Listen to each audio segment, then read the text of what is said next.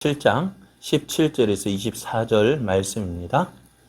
오직 주께서 각 사람에게 나눠주신 대로 하나님이 각 사람을 부르신 그대로 행하라. 내가 모든 교회에서 이와 같이 명하노라. 할례자로서 부르심을 받은 자가 있느냐? 무할례자가 되지 말며 무할례자로 부르심을 받은 자가 있느냐? 할례를 받지 말라. 할례 받는 것도 아무것도 아니요 할례 받지 아니하는 것도 아무것도 아니로되 오직 하나님의 계명을 지킬 따름이니라. 각 사람은 부르심을 받은 그 부르심 그대로 지내라. 내가 종으로 있을 때 부르심을 받았느냐? 염려하지 말라. 그러나 내가 자유롭게 될 수 있거든 그것을 이용하라. 주 안에서 부르심을 받은 자는 종이라도 주께 속한 자유인이요 또 그와 같이 자유인으로 있을 때에 부르심을 받은 자는 그리스도의 종이니라. 너희는 값으로 사신 것이니 사람들의 종이 되지 말라. 형제들아, 너희는 각각 부르심을 받은 그대로 하나님과 함께 거하라. 아멘. 할렐루야. 우리를 사랑하시는 하나님의 은혜를 누리기에 딱 좋은 날입니다. 이렇게 좋은 날 하나님을 기뻐하여 예배 자리에 함께하는 여러분에게 우리와 함께 하시길 기뻐하시는 하나님의 충만한 은혜가 넘쳐나서 더욱 복된 은혜의 시간 되기를 예수님의 이름으로 축복합니다.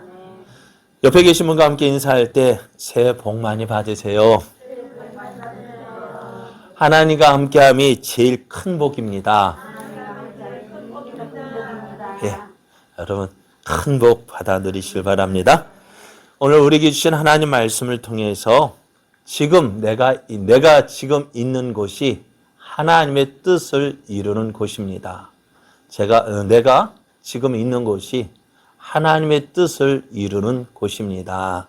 이런 제목으로 하나님 말씀을 증거하겠습니다. 하나님은 예수를 믿는 자에게 놀라운 약속을 주셨어요. 먼저 어떤 약속을 주셨느냐? 신분의 변화를 약속하셨어요. 전에는 마귀의 자녀였던 우리가 이제 하나님의 자녀가 된다는 약속입니다. 전에는 우리도 다 그 가운데서 우리 육체의 욕심을 따라 지내며 육체와 마음에 원하는 것을 하여 다른 이들과 같이 본질상 진노의 자녀였다라고 말씀해요. 전에 어떻다? 육체의 욕심을 따라 지냈대요. 육체와 마음이 원하는 것을 했어요. 이것이 우리들의 모습이지 않습니까? 내 좋은 대로 사는 거예요. 여러분, 마귀는요, 절대로 마귀를 위하여 일하라고 말하지 않아요. 자기를 경배하라, 숭배하라 하지도 않아요. 누구를 위해서 살라고 얘기해요? 너를 위해서 살라고 얘기해요. 누구요? 나 자신을 위해서 살라고 얘기합니다. 왜요? 그것이 망하는 길인 것을 너무너무 잘 알고 있기 때문에 그래요. 사단은 어떻게 해서든지 우리를 망하게 하려고 해요. 어떻게 해서든지 하나님 뜻에서 벗어나게 하려고 해요. 그게 뭘까요? 그러니까 다른 거 필요 없어요. 하나님을 위해서 사는 것보다도 너를 위해서 살라고 이야기합니다. 너의 기쁨, 너의 즐거움을 추구하면서 네 마음대로 살아라. 그래서 예전에 한때 나는 자연인이다. 그죠? 나는 자연인이고 자유인이 되고 싶어요. 자유하고 싶어요. 어디에서요? 하나님에게서 벗어나는 것이 자유로 생각합니다. 그런데 그것이 어떻다고요? 진노의 자녀의 모습이라는 거예요. 내 마음대로 내가 좋아하는 대로 내 하고 싶은 대로 살아가는 것이 좋은 것 같지만 그게 무슨 모습? 진노의 자녀의 모습이라는 거예요. 이것이 우리들의 모습이었어요.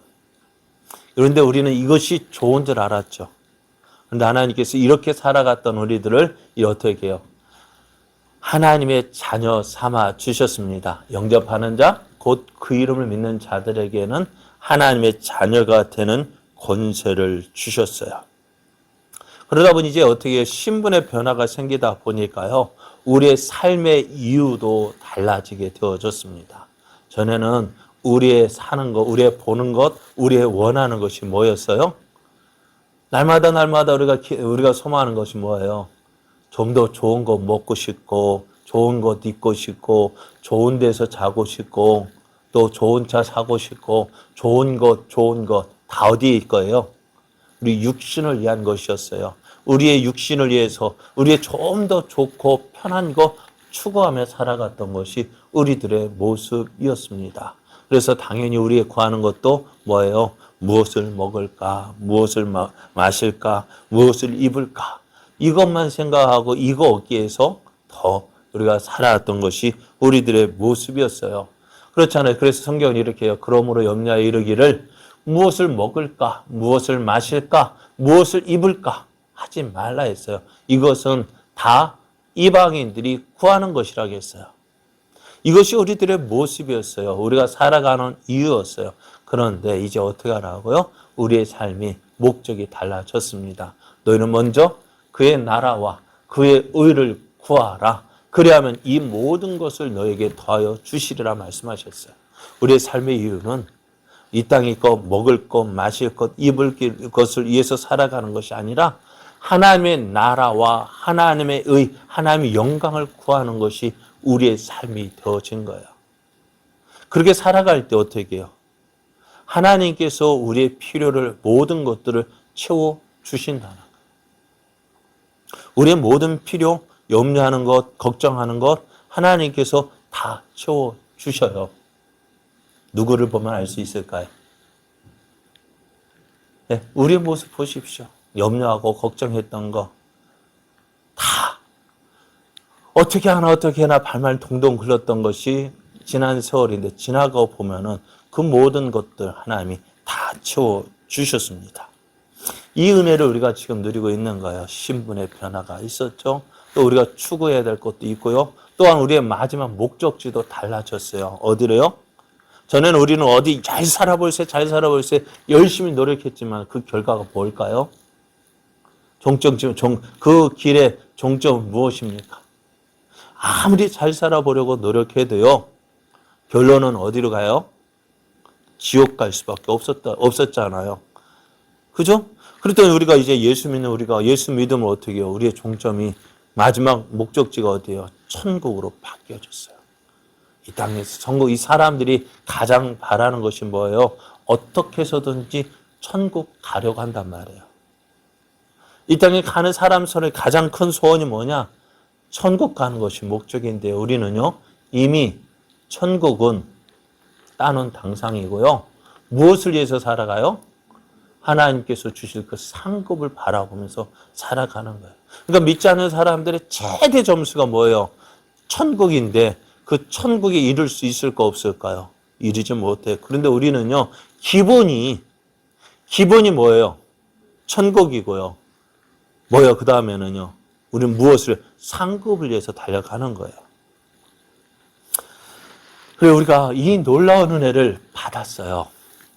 여러분 믿으십니까? 믿으십니까? 그래요. 우리 이 놀라운 은혜를 받았습니다. 그러면 이제 이 놀라운 은혜를 받은 우리의 삶 어떻게 될까요? 이제 이 놀라운 은혜를 받은 우리의 삶이 달라져야 돼요. 변화가 있어야 됩니다. 자, 예수를 믿는 것으로 구원받는 거 확실합니다. 이제 예수를 믿는 우리가 보여주어야 할 일이 있어요. 예수를 믿는다는 것 말로만 나타내는 것이 아니라 우리의 삶을 통해서 보여주는 것입니다. 구원은 받았다는 것, 새로운 삶을 사는 것입니다. 새로운 삶을 살고 있다는 것은 변화된 삶을 사는 거예요. 전에는 누구를 위해서? 나를 위해서 살았다면 이제는 나를 사랑하시고 나를 구원하신 그 하나님의 은혜에 감사하며 살아가는 것. 하나님을 위해서 살아가는 삶이 되어줘야 합니다. 그것이 믿음의 삶이고 구원받은 성도의 삶입니다. 자, 고린도 교회에도 이런 구원의 감격에 하나님을 위하여서 살고 싶은 마음이 있었습니다. 그러니까 어떻게 했다고요? 어떻게 하면 하나님을 기쁘시게 할 수 있을까? 그러다 보니 어떻게 해요? 처음에 분쟁이 일어난 그 이유도 뭐라? 어떻게 하면 하나님을 기쁘시게 하는 삶을 살까? 그래서 어떻게 지도자들의 따름을 그 지도를 받고 그들의 가르침 따라 살려고 했지만은 그 시작은 좋았지만 마음이 어떻게 되었지? 그러다 보니 자꾸 누구를 나를 높이고 싶은 마음이 생기다 보니 분쟁이 일어났고 다툼이 일어났고 나 아니면 안 돼. 물론 그런 마음도 있어야 돼요. 나 아니면 안 되지만 어때요? 다른 사람을 포용하고 함께 갈 수 가야 되는데 나 혼자만 가지고 살려니까 문제가 생긴 거예요. 오늘 고린도 교회에도 그런 마음이 있었어요. 나 어떻게 구원받았으니까 어떻게 해서든지 하나님을 기쁘시게 하는 삶을 살아야지. 그러고 보니까 어떻게 해요? 고린도 지역의 상황을 돌아볼 때 그것이 음란의 도시였기에 나는 순결하고 정결한 삶을 살아야 되겠다라는 마음이 간절했어요. 그럼 어떻게 하면은 순결하고 정결한 삶을 살까? 음행의 도시에서 그 음란에 빠지지 아니하고 어떻게 하면 순결하고 정결한 삶을 살 수 있을까? 고민하는 가운데에 결혼하지 않고 독신으로 지내는 것이 좋겠다. 그것이 정말 하나님 기뻐하시는 삶을 살아가는 것이겠다 생각하고 자신만 그렇게 살 뿐만 아니라 다른 사람 이렇게 살아야 하나님 기뻐하시는 삶이라고 다른 사람에게 권유하는 것이 아니라 나아가 강요하는 삶을 살기도 했다는 거예요. 그래서 바울에게 이런 모습에 고린도 교회가 바울에게 묻습니다. 결혼에 대해서 어떻게 해야 됩니까? 근데 바울은 고린도 교회의 결혼에 대한 물음에 이렇게 대답을 했어요. 7장 1절, 2절 말씀에 보면 너희가 쓴 문제에 대하여 말하면 남자가 여자를 가까이 아니함이 좋으나 바울은 결혼하지 않고 독신으로 혼자 지내는 것도 좋다 했습니다.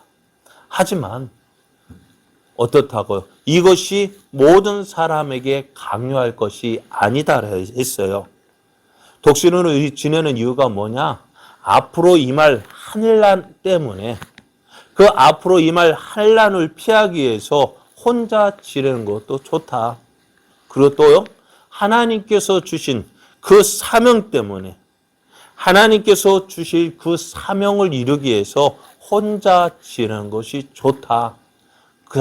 그래서 그렇지만 이 모든 것을 어떻게 해요? 강요하지 않았다는 거예요. 각각 하나님께서 주신 부르심을 따라서 행하라고 이야기합니다.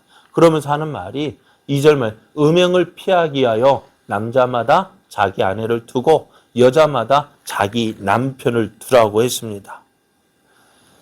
그러니까 독신을 지내는 것 앞으로 임박할 환난을 피하기 위해서 지내는 것, 그것을 피하기 위해서 혼자 지내는 것도 좋고 하나님께서 주신 그 사명, 뜻을 이루기 위하여서 혼자 지내는 것도 좋지만 어떻다고요? 음행을 피하기 위해서는 어떻게 해요? 절제할 수 없을 때는 결혼하라고 말씀하고 있습니다. 그래서 고린도 교회에 바울이 하는 말, 하나님의 이것도 가능하고 저것도 가능하다는 것입니다. 특히 고린도 지역은 음행의 도시였기에 이거 음행을 피하기 위해서는 어떻다고 결혼하는 것이 좋다고 했습니다. 그런 가운데 고린도 교인들이 궁금해하는 것이 있었어요. 무엇이냐면은 지금 고린도는 이방인 도시입니다.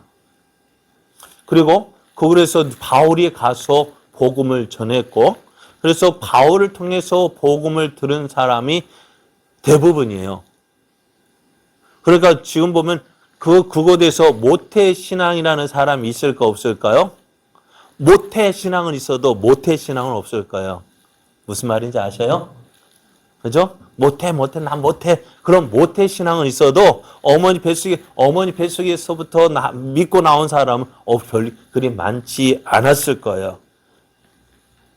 그러니까 대부분이 1세대 믿음이었어요. 그러다 보니 어떨까요? 짱 믿는 사람이 많았을 거예요. 그러니까 혼자 예수님 그 가정에서 대표 선수들이 참 많았던 것 같아요. 한 사람만 예수를 믿고 남편과 아내가 있는데 한쪽만 믿는 사람들이 많았던 것 같아요. 그래서 이제 믿지 않는 사람과 함께 이제 결혼 생활을 하다 보니까요, 어떨까요? 신앙생활하는 것이 쉽지가 않습니다. 그래서 어떻게 해야 될까? 그래서 결혼한 사람, 결혼에 대해서 이제 세 가지로 이야기를 합니다. 첫째로 지금 결혼하지 않은 사람과 가부에게 주는 교훈인데요. 이 사람들에게, 이들에게는 나와 같이 혼자 지내는 것이 좋다. 하지만 어떻다고요? 절제할 수 없을 때는 결혼하는 것이 좋다. 두 번째로는요, 결혼한 사람들에게 주는 교훈입니다. 결혼한 사람들은 신앙을 이유로 갈라서지 말라고 말씀합니다. 왜냐하면 믿지 않는 그 사람이 믿는 나로 하여금 구원받을 수 있기 때문에 그래요. 믿는 나를 통해서 믿지 않는 사람들이 구원받을 기회가 주어졌기 때문에 그래요. 그래서 결혼한 사람은 신앙을 이유로 갈라서지 말라고 교훈합니다. 그래도 세 번째, 믿지 않는 사람이 신앙으로 인하여서 나누이기를 원한다면은 그때는 어떡하라고요? 합평을 전제로 해서 나누라고 말씀하고 있습니다. 그러니까 불신자인 배우자가 적대감을 가지게 될 때에 결코 합평이 이루어질 수가 없어요. 그래서 바울은 그때는 어쩔 수 없지만은 한 번 더 생각해 볼 것은 이것입니다. 16절 말씀인데요. 아내된 자여, 내가 남편을 구원할 수 있는지 어찌할 수 있으며 남편된 자여, 내가 내 아내를 구원하려는지 어찌 알 수 있으리요. 그러니까 나의 지금 힘들고 어렵다 할지라도 나의 희생과 헌신으로 믿지 않는 배우자가 나와 함께 예수를 믿고 구원을 얻는 삶을 얻을 수 있는지 누가 알겠느냐는 거예요. 그러니까 오늘 지금 이 기쁨을 누리려면 어떻게 될까요? 이 기쁨은요, 그냥 누릴 수 있는 거 아니에요. 어떻게 될까요? 이를 위한 수고가 있어야 돼요. 헌신이 있어야 돼요. 기도가 있어야 돼요. 이거 뿌리지 않으면은요, 열매를 얻을 수 없습니다. 그래서 이것이 참 힘들고 어렵겠죠. 그죠? 주여 언제나 오시렵니까? 주님 오실 때쯤 이 일이 이루어질까 하고 염려되고 걱정하기도 하지만은요. 그런데 하나님은요, 하나님이 일하시면 언제 어떻게 이루어질지 몰라요. 그렇잖아요. 저희 아버지도 제가 교회 나가는 거, 목사 되는 거 그렇게 탐탁지 않게 여기셨던 그 분이 그렇게 빨리 돌이킬 줄 몰랐거든요. 언제 어떻게 그 마음이 변화될지 몰라요. 오늘 이를 위해서 우리는 어떻게 한번 참고 한번 기도하고 하나님 이름 부르고 참고 기도하고 하나님 부르고 그렇게 하다 보면은 하나님의 때가 되어지면 그 날이 되어질 줄 믿습니다. 그러니까 저는 그래, 저희 아버지가 세례 받는다 할 때 깜짝 놀래. 우리 아버지가 세례를 그렇게 기대했으면서도요, 그 일이 이루어질 줄 몰랐어요. 이루어집니다. 하나님은, 그리고 오늘 이 말씀 이루어질 줄 믿고요, 기도하는 하나님 될 줄 믿습니다. 빨리 이루어질 줄 믿습니다. 자, 그래 오늘 그렇게 살아가야 한다라고 말씀해요. 자, 그런데 오늘 왜 이런 이야기가 있었을까? 바울은 여기에서 더 발전되어져 나갑니다. 왜 고린도 교회에 왜 이런 이야기가 있었을까요? 그러니까 예수 믿고 구원 받으니까요, 어떻게 해서든지 하나님을 기쁘시게 하는 마음이 일어났던 거예요. 그러니까 믿지 않는 가족과 함께 살아가는 것 때문에 주님을 기쁘시게 하지 못하는 것보다는 차라리 하나님을 더 기쁘시게 하는 방법이 뭘까? 믿지 않는 가족과 헤어져서 그냥 나 혼자 열심히 믿어서 하나님을 기쁘시게 하는 것이 정말 좋지 않을까? 그런 마음 때문에 이런 생각이 일어나지 않았을까 하는 생각을 해봅니다. 그래, 오늘 우리도 그래요. 믿는 성도들에게 일어나는 한 가지 욕심이 있다면은 나를 사랑하신 그 하나님의 사랑을 위하여서 더 열심을 품고 살아가고 싶은 거예요. 하나님께서 주신 사랑, 그 사랑에 감격해서 그 사랑에 감사하며 이제 더 하나님을 사랑해야 하지 않은 그 마음입니다. 나의 죄로 인해서 영원히 죽을 수밖에 없었던 나였어요. 그런 나를 위해서 나를 사랑하셔서 독생자이신 예수님을 이 땅에 보내시고 내가 못 박혀야 할 그 십자가에 예수님을 대신 십자가에 못 박혀 죽게 하시고 또 나를 의롭다 하시게 하여서 그 죽으신 예수님을 다시 살리신 분이 하나님이십니다. 그래서 오늘 하나님께서 나를 보실 때 전에는 죄인으로 보았던 우리들 이제는 어떻게 해요? 의인으로 보아주시고 나를 하나님의 자녀로 보아주시고 오늘도 그 사랑 그 은혜 베푸시기를 기뻐하시는 하나님이셔요. 이제 이런 하나님의 사랑을 온전히 안다면은 그 사랑이 감사하며 그 사랑에 조금이라도 보답하며 살고 싶은 마음이 드는 거예요. 오늘 여러분 교회 카톡에 보면은 정경화 집사님 올렸던 그 동영상이 있더라고요. 보셨나요? 한번 봐보십시오. 70세 된 아버지가요, 아들에게 전화를 해요. 근데 아버지가 전화를 하면서 무언가 하고 싶은데, 말을 하고 싶은데, 아들이, 아버지, 왜 전화하셨어요? 아버지 말씀 좀 하셔요. 그래도 아버지가 있잖아 하시는 거예요. 그럼 아버지, 이거 처음 봤을 때 어떻게 들을까? 아버지가 뭔가 큰일 치르고 해놓고서 이제 뒷감당 때문에 말을 못 하시는 거 아닐까 생각했어요. 조금 있어 보니까요. 아버지가 하는 말이 아들아, 한 가지 말하고 싶은 것이 있는데 뭐예요? 아들아, 내가 너를 사랑한단다. 그리고 좀 있다가 아버지 하는 말, 아들아, 내가 미안하다. 그 말을 듣고 전화가 끊겼어요. 조금 있다가 이제 며느리가 시아버지에게 전화해요. 아버님, 아들에게 뭐라고 말씀하셨기에 저 아들이 저렇게 1시간 동안 저렇게 통곡하며 울고 있냐고요. 참 그랬던 것 같아요. 저도 그거 보고서요, 참 눈에 눈물이 잠깐 뭉클했는데요. 그래요. 그거 사랑을 알면서도 그 사랑 참 어떻게 표현할까? 그래서 우리도 마음에 이거 보면서 저도 후회가 되는 것이 우리 부모님 살아계실 때 좀 더 잘해드리지 못한 것이 후회가 되어지고요. 또 한편으로는 저희 자녀들에게 두 아들에게도 참 미안한 마음이 있어요. 목회자의 아들로 태어나가지고 참 목사 아들이란 그것 때문에 자기 마음대로 해보지도 못하고 아버지는 꼭 너는 잘해야 돼. 넌 목사 아들이야.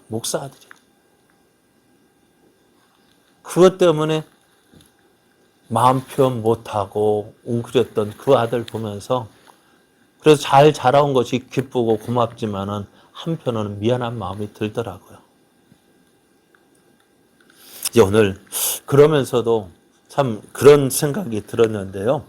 오늘 그 아버지의 말을 아들에게 하는 말, 아들아, 내가 너 사랑한다. 그리고 내가 너 미안하다. 그 말을 들은 아들의 마음은 그 아버지의 사랑이 감격했을 것이고, 이제 그 아들이 그 아버지의 마음을 알아서 그렇게 1시간 동안 통곡하는 그 모습 보면서 이제 그 아들이 어떻게 살까? 오늘 그 모습이 오늘 우리의 모습이 아닐까 하는 생각을 해봅니다. 우리가 하나님의 사랑을 온전히 안다면은요, 우리를 위하여서 하나님께서 베풀어 주신 그 사랑을 우리가 온전히 안다면은 어떨까요? 우리가 이렇게 살아갈까요? 오늘 하나님의 주신 그 사랑을 우리가 온전히 알았다면은요, 어떻게 할까요? 어떻게 하면 하나님을 기쁘시게 할까 하는 생각을 하며 살지 않을까요? 그렇게 생각하다 보니 앞에서 말씀드렸던 믿지 않는 배우자로 인하여 고민하여 사는 것보단 혼자 지내는 것이 좋지 않을까 하는 생각도 해보았을 거예요. 그러나 바울은 이에 대해서 어떻게 이미 말했습니다. 그리스도인이 되었다고 해서 배우자를 바꿀 필요는 없다는 거예요. 제가 이제 교회에 나가 신앙생활한 것이 한 80년대, 84년도인가 그때부터 교회를 나갔던 것 같아요. 그때 교회가 개척교회였어요. 그러다 보니 어떻게 돼? 그거 개척교회인데요. 그러다 보니 어떻게 조금 열심히 하다 보니까 주위 사람들이 알아주는 거, 칭찬들, 도영이 참 열심히다? 야, 잘하네? 칭찬하니까 어떻게 더 하고 싶어요. 더 잘해보고 싶어요. 그러니까, 중고등 학생 임원도 하게 되고, 또 고등학교 1학년 때부터 주일학교 반사도 해보고요. 그러다 보니까 사람들이 인정하더라고. 그러면서 하는 말이 이제 주위 있다 보니까는요. 교회 집사님들이나 어른들이 야, 도현이 너 주의 일 해야지. 주의 일을 하래요. 주의 일을 하는 거 뭘까요? 그 당시에 그게 무슨 말인지 몰랐어요. 주의 일을 하는, 나는 주의 일을 한다고 좋죠. 하겠습니다 했는데요.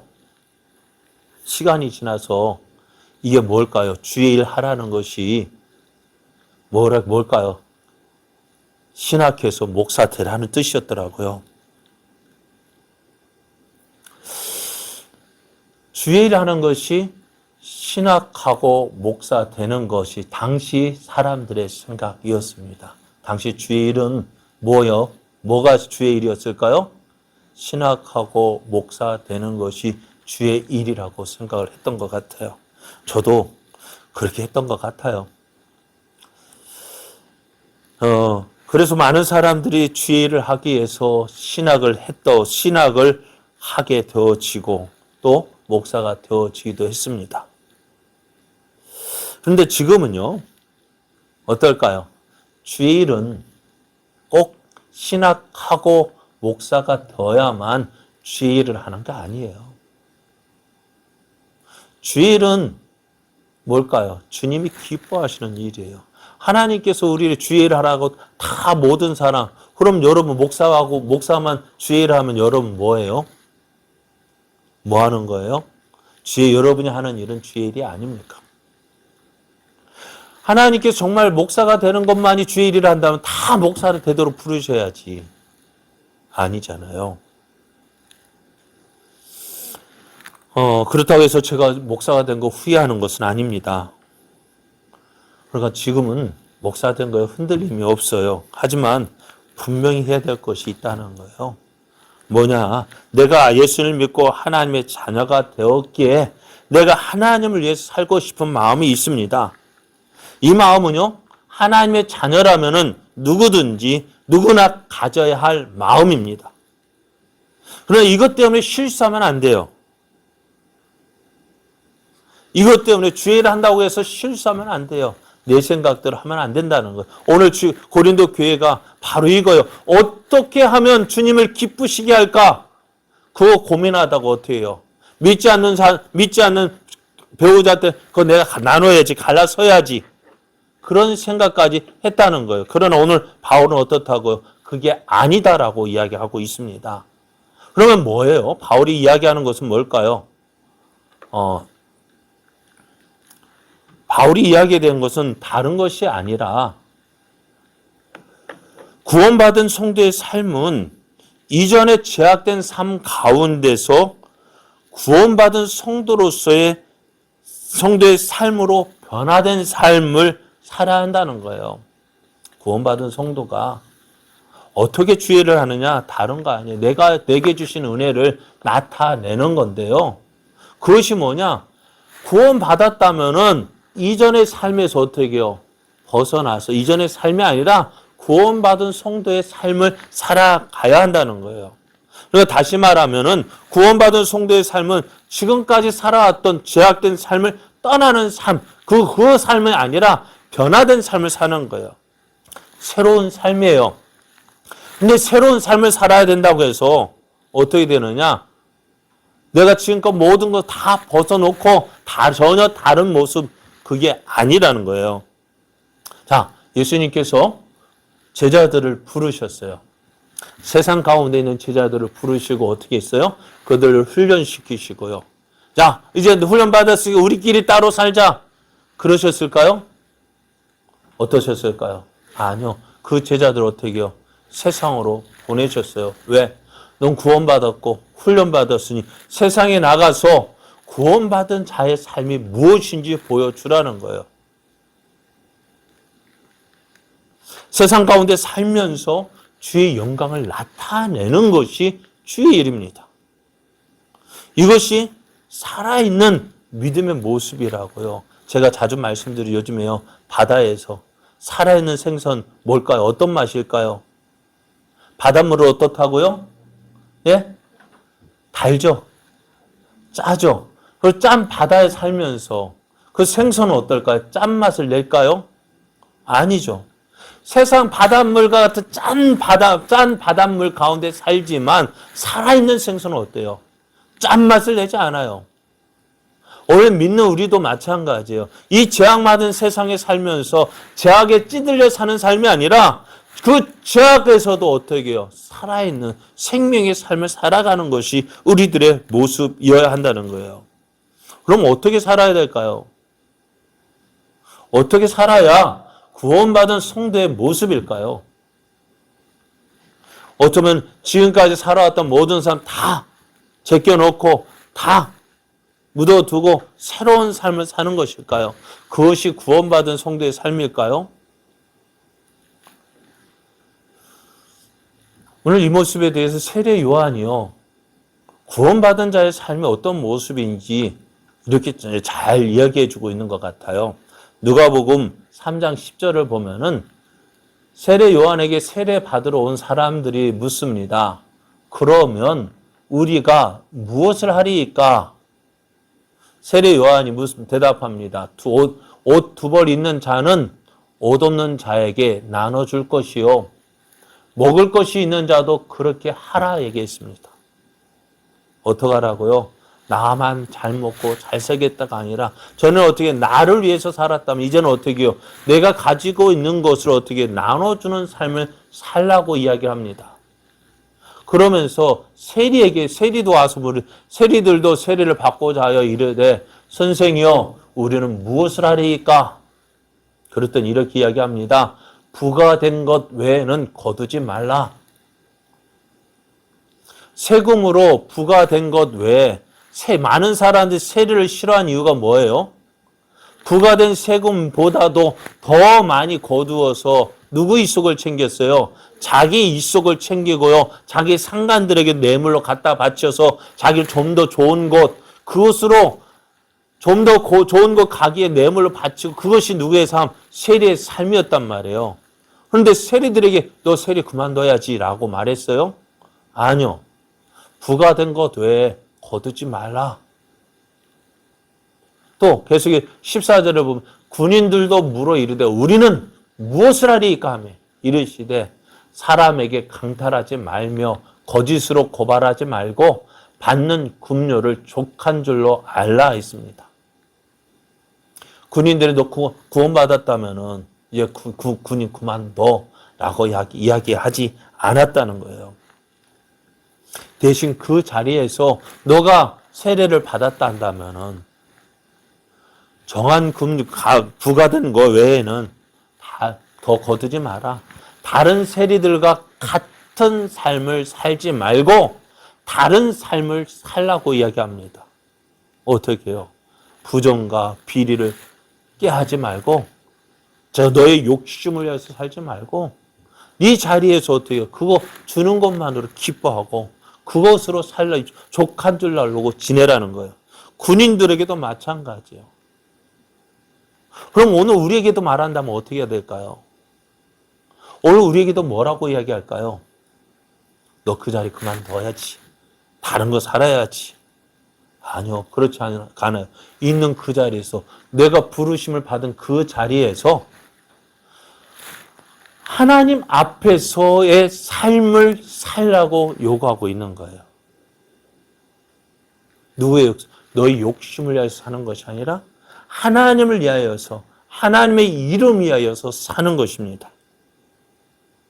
오늘 예수님 믿고 구원받은 성도의 삶 마찬가지예요.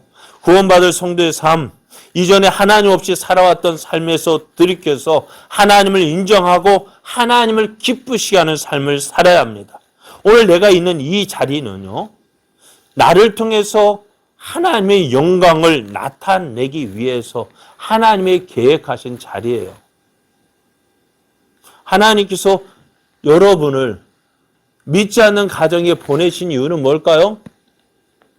나를 통해서 하시고자 하셨던 일, 하시고자 하신 그 일이 있기 때문이에요. 그게 뭘까요?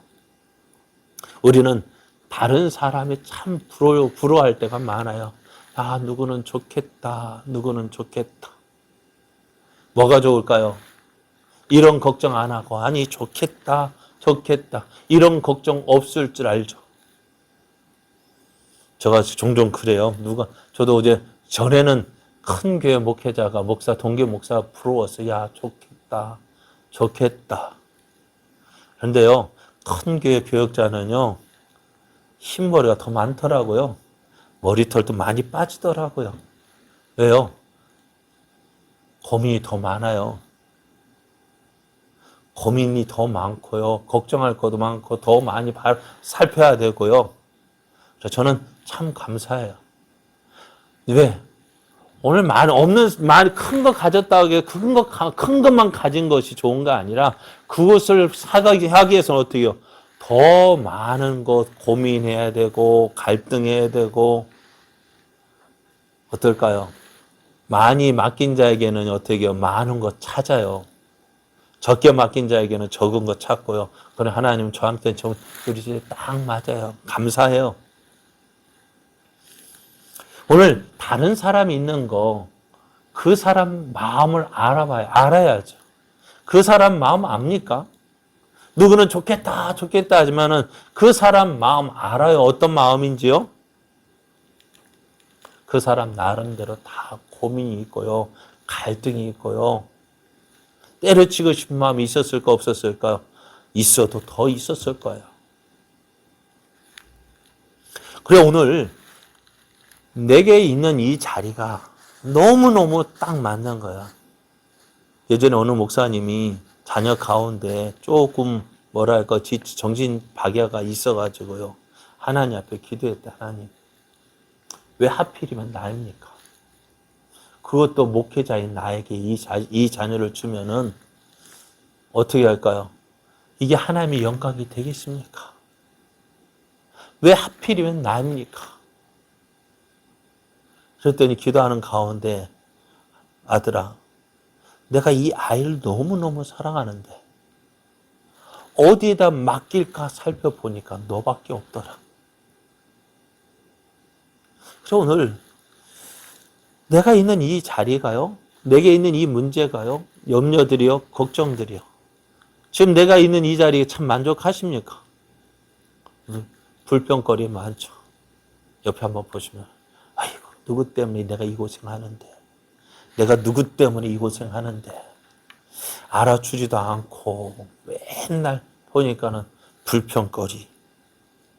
그런데 그게 내게 딱 맞는 것이고요. 그것 때문에 어떻게 해요? 나로 믿음의 삶을 하나님을 붙잡게 하는 것 같아요. 저도 두 아들이 있지만은요, 참 그래요. 참 좋다 하는데 한참 좋은 게 아니고 항상 기도거리, 나로 인해서 흔들리지 않도록 하나님을 붙잡고 살도록 그 기도거리를 끊이지 않고 주시는 거예요. 누구는 그러니까 남학신 장사하고 집신 장사를 둔 부모의 심정처럼 이거 끝나면 이거 끝나면 이거 계속 기도거리가 생기는 거예요.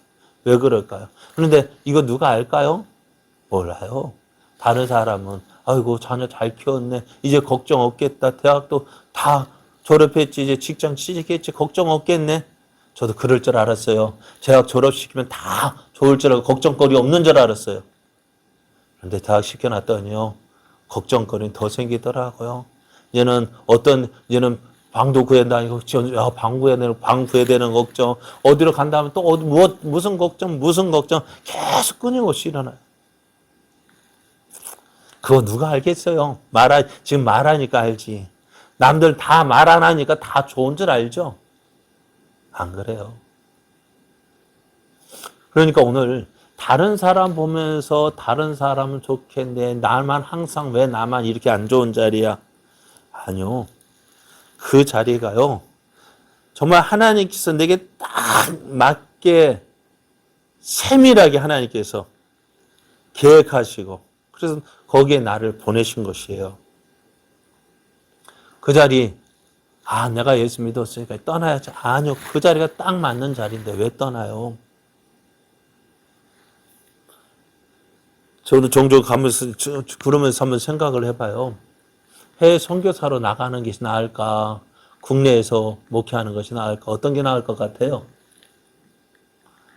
저 같은 경우는 예를 들어서 해외 선교로 나간다면 어떻게 될까요? 그 말 배워야 되죠. 그죠? 말 배우는데 몇 년. 그거 말 배우는 노력할 바야 차라리 여기에서 같은 말 쓰고. 그죠? 이게 얼마나 좋아요. 여기서 충성하는 것이 낫겠다. 자리 옮겨봤자요. 그곳에 가서 다시 새롭게 시작하려면 몇 년이 걸린다고요. 제가 부교육자로 있어봐서 잘한다고 했잖아요.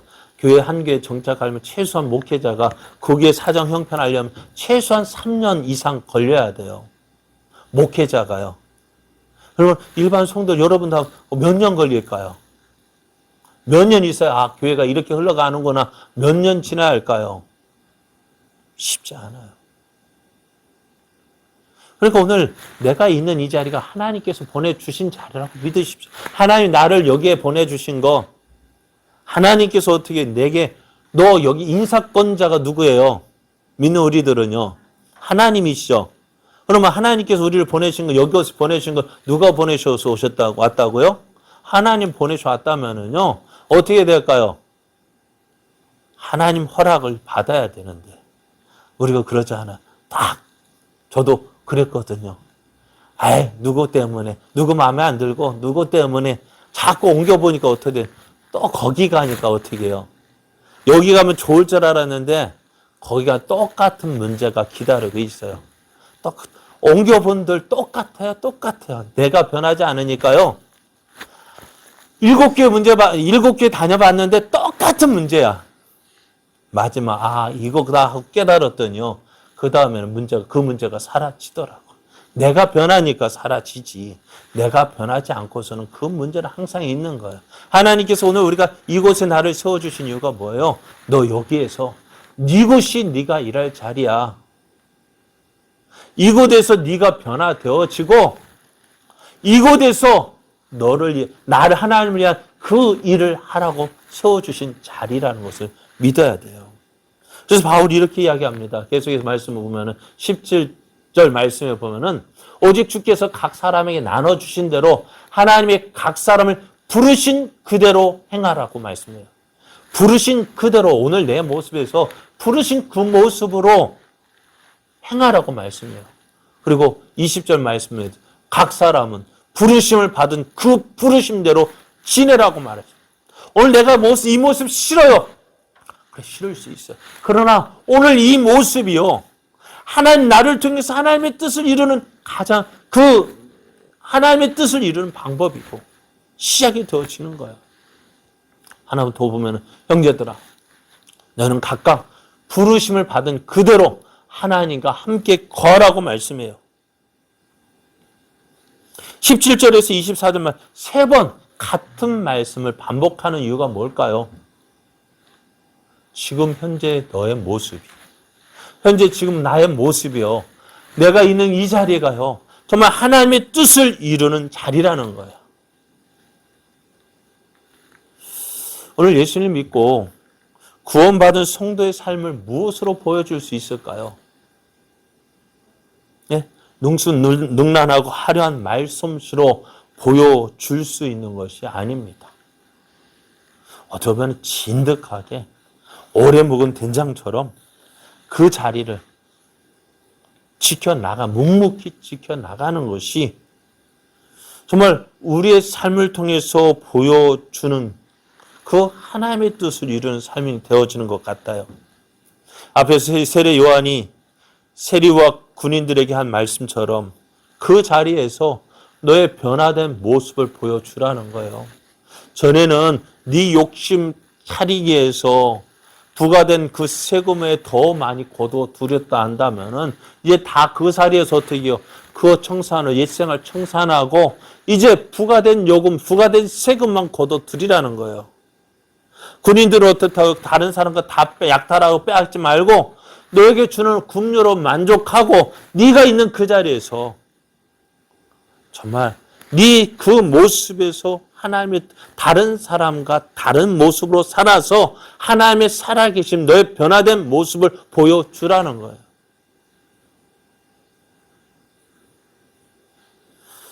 그것이요, 그것만큼 효과적인 부르심 없어요. 다른 사람은 어떻게 영향력을 끼칠 수 있을까요?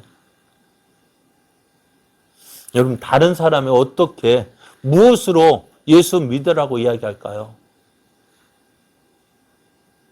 여러분, 말로 변화되어지는 가장 예수 믿으라고 말할 거리가 없어요. 그죠?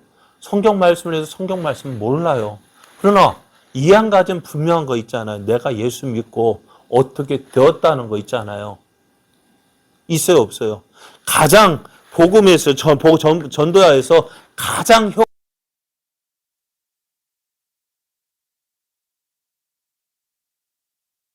그러니까 오늘 어떻게 보면은 동네 많은 사람들이 나 알고 과거의 모습 나 아는 거에 대해서 부끄럽죠. 그죠? 예전의 모습 나 알고 있는 사람, 야, 누가 그러니까 누가 목사 됐대. 야, 도영이가 목사 됐대. 예전의 모습 아는 사람은 그렇게 이야기할 거예요. 그런데 어떻게 돼요? 그래요. 예전의 모습이었던 그 모습이 어떻게 해요? 목사 안에 야, 저렇게 달라졌더라. 그거 어떻게, 왜 저렇게 변화될까요? 무엇을 통해서요? 하나님, 예수 믿고 저렇게 됐대. 그것만큼 하나님의 살아계심 보여줄 수 있는 강력한 증거물이 어디 있겠어요?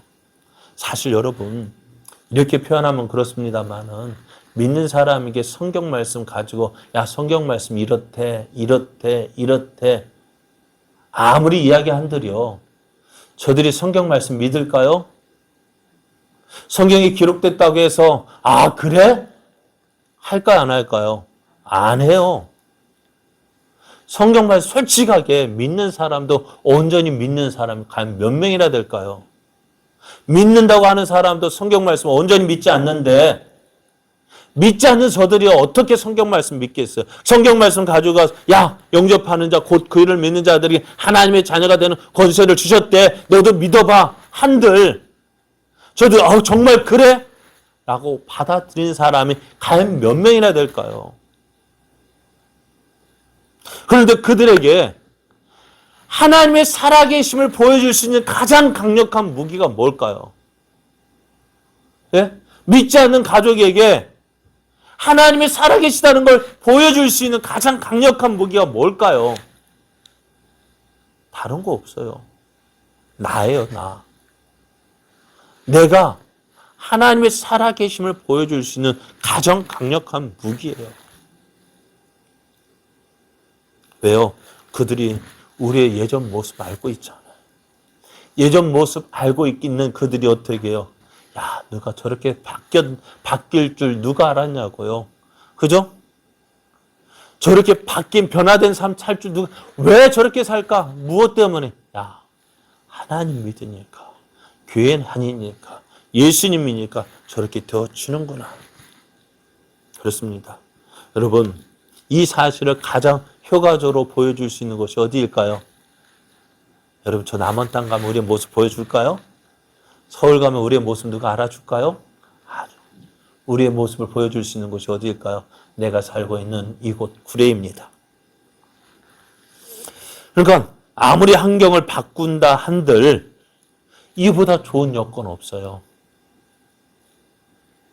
내가 받은 구원의 은혜를 나타낼 수 있는 곳, 바로 이곳입니다.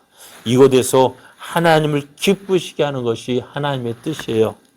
환경을 바꾸는 거, 물론 바꾸면 좀 있지만은 그것보다 더 중요한 것은 어떻게 해요? 내 삶이요. 내 삶을 통해서 보여주는 것입니다. 그래서 사도 바울도, 야, 너가 부르심을 받은 그대로 하나님과 함께 거하라. 그곳에서 그 모습. 오늘 우리의 모습이요. 내가 지금 있는 이곳. 그것이 하나님의 뜻을 이루는 곳입니다. 하나님의 영광을 나타내는 곳입니다. 환경 바꾸는 것이 아니라 변화된 나를 보여주는 것이 먼저 있어야 합니다. 오늘 이곳, 내가 서 있는 이곳, 하나님, 이곳에서 나를 통해서 하나님의 뜻이 이루어지고 하나님의 영광 나타내는 삶 되어지게 하여 주옵소서. 그리고 내가 그를 위해서 내가 순종하며 살아가겠습니다. 결심하고 결단하는 이 시간 되어지기를 예수님의 이름으로 축복합니다.